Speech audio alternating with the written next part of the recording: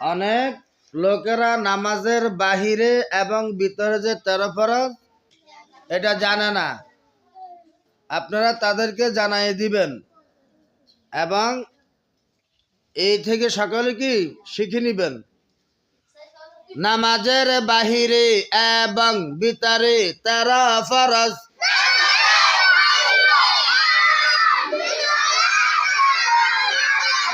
নামাজের বাহিরে 7 ফরজ। শরীর পাক কাপড় পাক নামাজের জায়গা পাক সতর ঢাকা কাবলামুখী হওয়া ওয়াক্ত মতো নামাজ পড়া নামাজের নিয়ত করা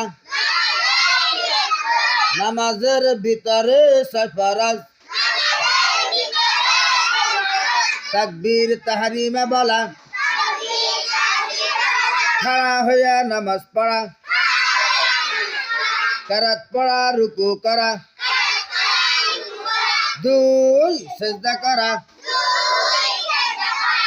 আখিরি বৈঠক। এই জিনিসটা সবাই আপনারা বাড়িতে শিখাই দিবেন। কেমন? নামাজ পড়তে কি হবে? সুবিধা হবে। তাই নামাজের জন্য আপনারা এই জিনিসটা সকলকে একে অপরকে কি শিক্ষা দিবেন। অগ্রতি সকলে লাভ করলে আপনিও সওয়াব পাবেন। কেমন?